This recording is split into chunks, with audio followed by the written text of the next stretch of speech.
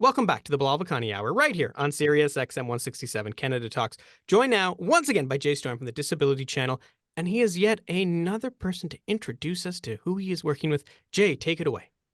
Thank you so much, Bilal. I really appreciate the opportunity to be on the network. I love SiriusXM. It's great for awareness, opportunities, and sharing Disability Channel updates. So on the show today, we're really excited. We have U.S. Senator from Illinois. We have Dale Fowler on the show today. Senator, thank you so much for being on the show. It's an honor to be with you, Jay. Just for clarification, I'm a state senator. So we have our U.S. senators and we have our state senators. So I'm an Illinois state senator. Yes, sir. Yeah, I was going to ask you about that, actually. What's the difference? But we can get into that later, right? I just wanted to, just sort of clarify. Thank you for doing that. So, Bilal, we had a really good soft opening launch in Illinois at Project Die Hard property, and the senator was kind enough to show up. It was a great day. We had lots of positive speeches. We had veterans there. And what we're planning to do, Bilal, is duplicate what we're doing here in Ontario, take it across Canada, and bring it into the U.S. and then all the way to the Invictus Games in February 2025.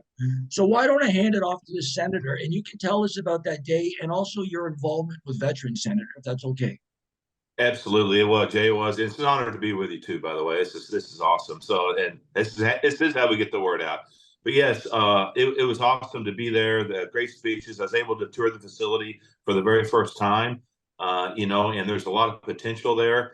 I do work very closely with a lot of veterans organizations. I raise a lot of money for local veterans organizations. It's near and dear to my heart since I became an Illinois state senator. I have an event called the Southern Illinois Made Expo, which is in Marion, Illinois, and all the proceeds we showcase products that are made and manufactured in Southern Illinois, and then all the proceeds go to a veterans organization.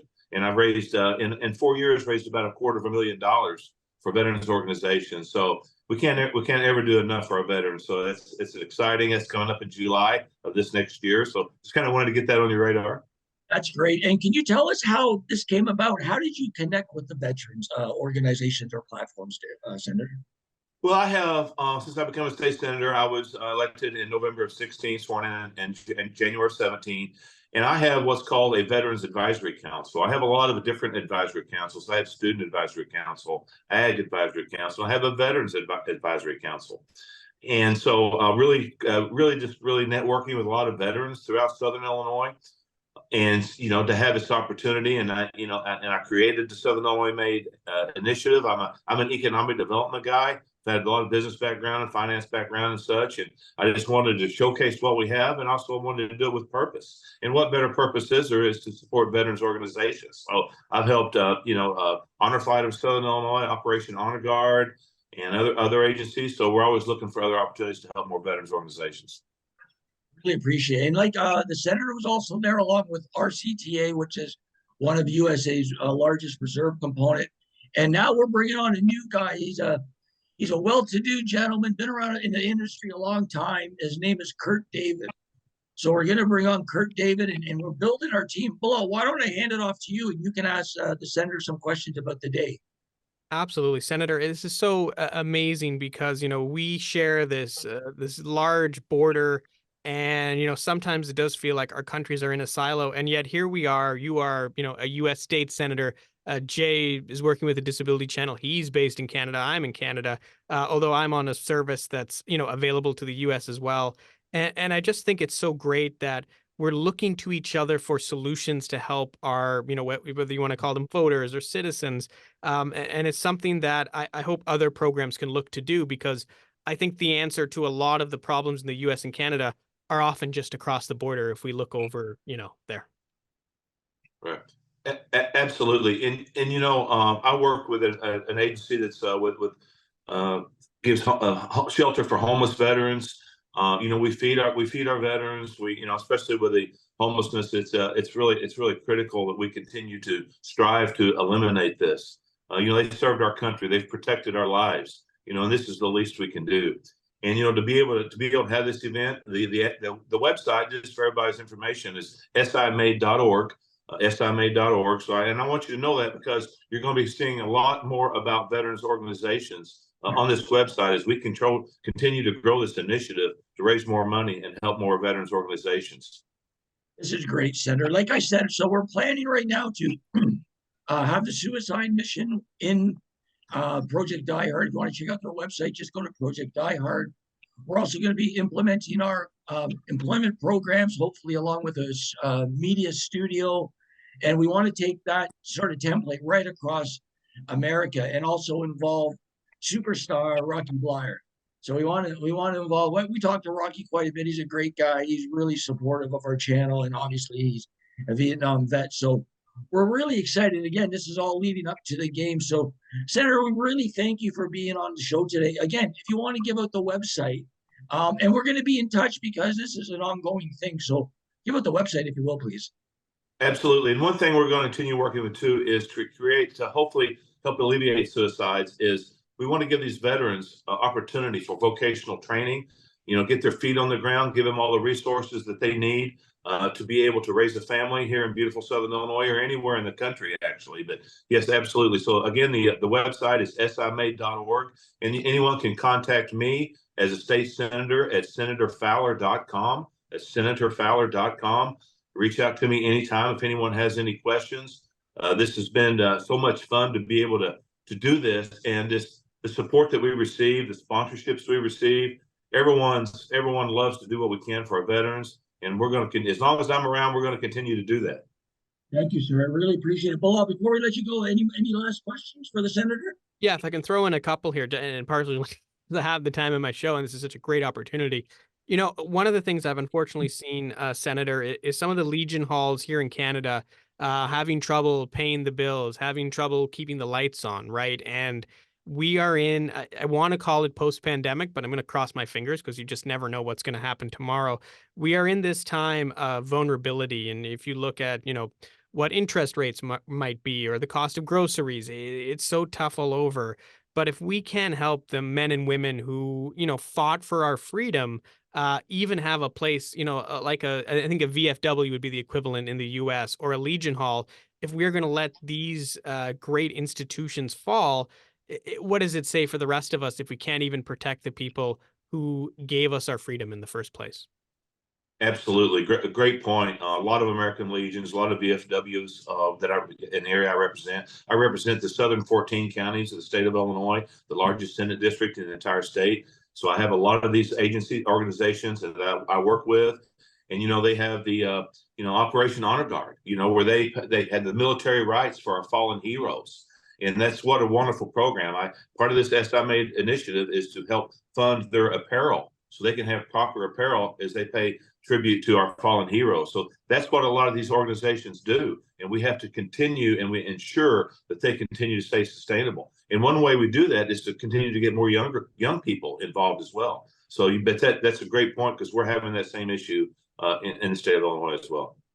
The other thing I wanted to jump in on is, the bipartisanship of this, right? And it doesn't matter if you look at the US or Canada. Politics is tough, and sometimes it's a team sport. But I think this is one of those issues where, I think people are more united and can find more common ground. We have seen before the things we do for veterans can be duplicated in other aspects of society if they're successful programs. Do you feel that way about this, and hope that it's, a framework for other things you can do for other groups of people once this is refined in a way that everyone's satisfied with? Absolutely. Bipartisanship is crucial. And that's part of my success as being a state senator, is be able to work with both sides of the aisle to do what's best for everyone in the entire state, not just in my district, but in the entire state of Illinois, and quite frankly, the nation. Because I think we can. You make a great point. We can duplicate. I have members of the state Senate and U.S. Senate, congressmen and women that contact me and say, hey, how are you raising all this money for veterans? How are you getting involved in this? How's this work? Well, I'm willing to share this. I'm willing to share this message, and I'm willing to share it with anyone, because we can duplicate this, and we must duplicate it. Another thing I want to raise here is the economic impact. I have a cousin of mine who, to pay for medical school, served in the Army, and she's now a orthodontist, and she's got her own business. She's running it very successfully. But I think sometimes people, and maybe they're younger generations who are lucky enough to not have, war as present in their life, right? Like we have this great luxury now. But I do think this is such a great resource, service of one's country, to help people have the financial means to have their career, and then when those people come back, to integrate them, because you could have conditions coming from service, traumatic things that have happened.